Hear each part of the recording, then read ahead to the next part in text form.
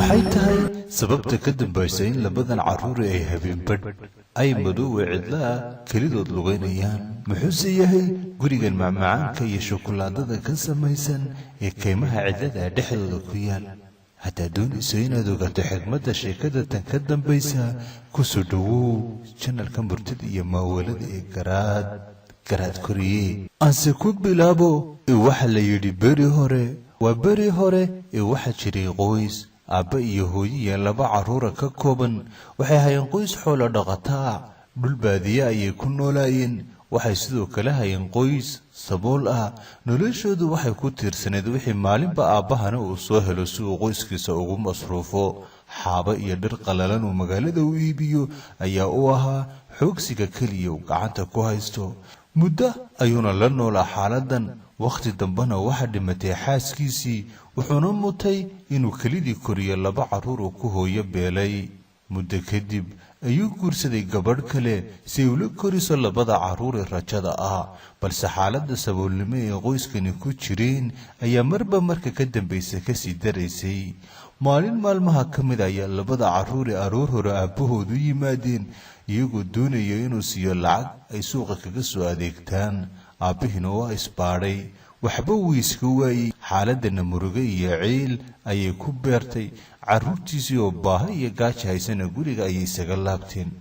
waxa uu tegey gabadhii cusbayd ee uu guursaday, wuxuuna ugu warramay xaaladda adeeg ay ku jiraan. balse ma ahayn tu naxariis wanaagsan ee dhibaatadii haysatay ninkeeda karawshiye kama bixin. waxayna u soo jeedisay fikrad kale oo argagax iyo cabsi leh. waxay ku tidhi dhibaatada iyo beladoo dhanba waxaa ka dambeeya 2 carruura. waa inaan carruurtan ambinno oo kaymo cidlaa dhexdooda kaga nimaadno, kadibna aanu sidaa kaga raysano masruufka iyo lacagta joogtada ee maalin kasta inoogaga baxda. xaaladda saboolnimona sidaas oo keliya ayaan kaga bixi karnaa. aabbahani 2 carruur ee keliya ubad leeyahay waa u jeclaa, wuxuuna gaashaanka u daruuray codsiga gabadhan uga yimi. waxuu ku yidhi, ma waxaad doonaysaa in 2 ubad ee keliya alla i siiyey aan kaymo cidlaa uga tago? waxay ku tidhi haa. wuu ka diiday, balse waxay tuba'an oo qumeeye ee habeen iyo maalin hadalka kama joojin. markii dambena maskaxda ayay ka beddeshay oo shirqoolkay 2 carruura la maaganeed ayay aabbihii ku qancisay. carruurta oo habeenkii baahi iyo gaajo daranoo haysatay awgeed seexan kari waayey, waxay maqlayeen shirqoolka ay u dhigaysa aayadood. aad ayay u ooyeen. waxaase si baan u sii oyday cawo oo ah gabadha yar ee wiilka kale ee cawaalo walaalaha la'ah. cawaale ayaa ku yidhi, walaasha cawo ha warwarin, xal ayaynu helaynaa. wuu fikiray. markii dambena qorshe ayaa ku soo dhacay. wuxuu maskaxdiisa ka helay in jidka ay sii marayaan oo calaamadsado. markii habeenkii la seexday ayuu albaabka iska furay, wuxuuna iridda hore ee gurigooda ka soo urursaday dhagxaan habeenkii iftiin iyo leydh bixisa, kuwaas uu doonayay inuu dariiqa ku calaamadsado. jibabka ayuu ka buuxsaday intii uu u qaadayeen oo dhan. kadibna sariirta ayuu isaga soo laabtay oo dub ayuu isaga seexday, isagoo aysan ka warhelin islaantii aayada u haydee darnayd. aroortii markii waagu baryey ayay ku soo kalaaday. waxay ku tidhi, toosa, waxaan tegaynaa duurka, xaba iyo cunno ayaan ka raadsanaynaa. markii ay kicisana mid kasta waxay siisay xabad rootiya. kadibna dariiqa ayay aadeen. cawaalina jidkay sii socdeen oo dhan wuxuu ku calaamadsaday dhagxantii ifayey. duurka dhexdiisa ayay dab uga shideen. kadibna waxay ku tidhi, xaaba ayaan soo guraynaa annaga iyo aabbihiin, halkan ha kasii dhaqaaqina intaan idinku soo noqonayno. balse carruur iyo xaaba ma doonayn ee shirqooray kaga baxsanayaan ayay ahayd. rootidooda ayay iska cuneen, dabkii ayayna iska dul fadhiyeen, dibna cidi uguma soo laaban. habeenbadhkii markay gaadhay, cawaalana ay u caddaatay inaan cidi u soo noqonayn, ayuu walaashii soo kaxeeyey, isagoo soo bartilmaameedsanaya raadka oo ku calaamadsaday jidka ay saaka soo mareen. kadibna guriga ayuu keenay walaashii. aabbihii uu ka warwarsanaa ficilku sameeyey mar qudhana aan seexan ayaa maqlay carruurtiisa, wuuna ku farxay markii ay yimaadeen. balse islaantii aayada u ahayd mar kale ayay ka cadhootay. shirqoor kalena way u degtay oo waxaa jiri, waxaanu geynaynaa kaymo fogfog oo aysan weligood dib uga soo laaban karin. wuu ka diiday, balse haddana way ku qasabtay aabbihii. isla shirqoolkana carruurta ayaa mar kale maqlayay. Cawa ayaa haddana oyday. Cawaale ayaa sidii oo kale damcay inuu ka badbaadsho walaashii shirqoolka, balse habeenkan wax dhacay wixii hore kale ka bedelan.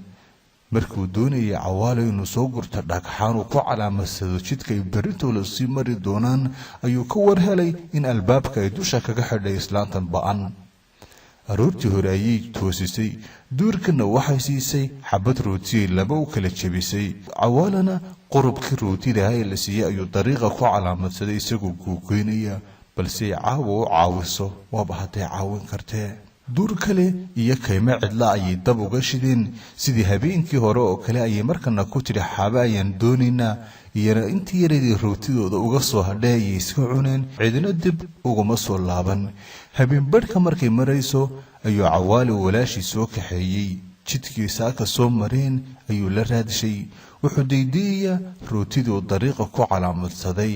meel kastana waa uu ka eegay, balse heli maayo. rootida waxaa subaxiiba cunay shimbiro. habeenkii oo dhanna kaymo cidlaa ayaa Cawo iyo Cawaale lugeynayeen, iyagoo baadigoob ugu jira inay helaan guriga aabbahood. markii ay daaleen meelna ay garan waayeen ayay markii dambe iska hoos fadhiisteen geed. halkaas ayayna habeenkii seexdeen. maalintii markii waagu u baryey ayay dib uga lugeeyeen.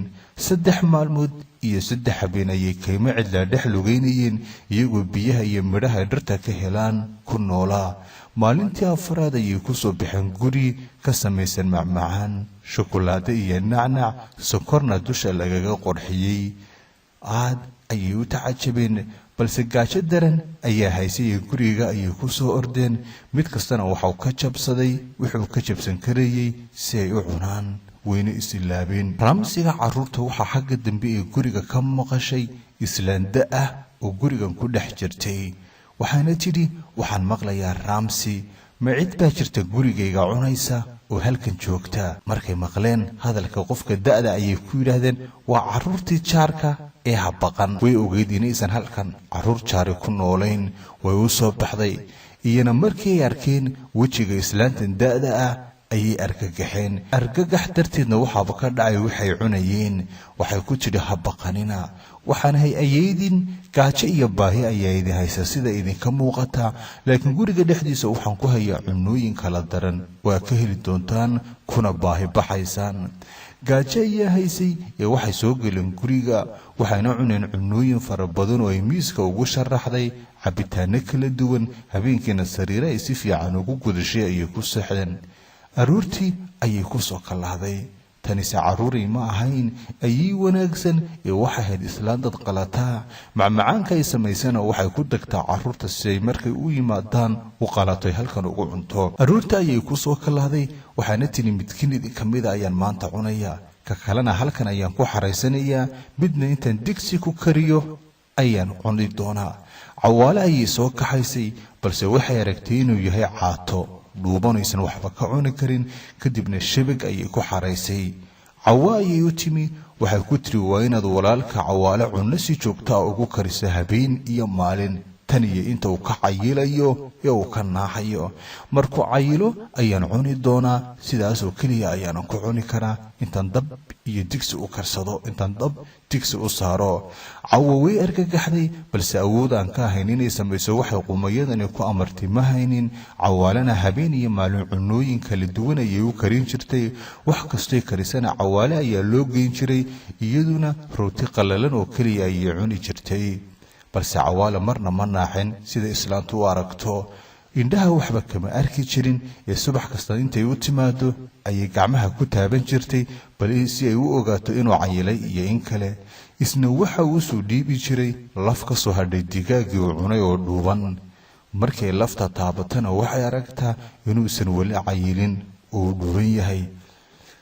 muddo ayay cunno halkaa ku siinaysay, balse berigii dambe carruuray waxaa ka dhammaaday samirka iyo dulqaadka. waxaana tidhi, intuu kani marka hore naaxayo hortamaan iyadaba sii cuno. Cawa ayay dab u shidatay, kadibna waxay ku tidhi, waxaan doonaya inaad moofadan gasho, roodhi ayaan inoogu dubayaa, ee waxaan rabaa bal inaad ogaato inay diirtay iyo in kale. Cawatu caqli badan ayay ahayd, ee waxay ku tidhi, weligay anigu moofa ma gelin, adigu marka hore ito sida loo galo. waxay ku tidhi, tan uma baahnid aqoon hore, kadinkan ayaad ka gelaysaa kadibna hare ayaad ugu soconaysaa. waxay ku tidhi adigu i tus, markaa ka gadaal ayaan anna samaynayaa. islaantan dad qalatada ah oo naaxsan hadalka cawa ku soo celisina aan ka helin ayaa ku tidhi waxaanima wax la garan waayaaba. iyadiioo cadhaysan ayay markiiba albaabka moofada ku carartay.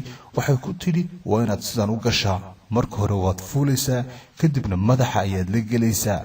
cawana markay aragtay in islaanta ay madaxa moofada kula jirto ayay hare ugu riixday kadibna ku albaabtay.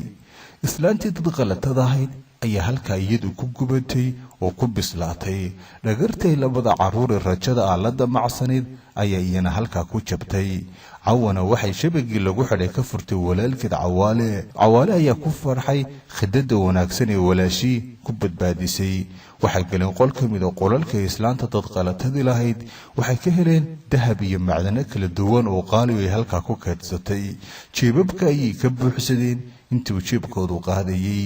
kadibna waxay lugeeyeen duurka iyagoo markale baadigoob ugu jira guriga aabbahood.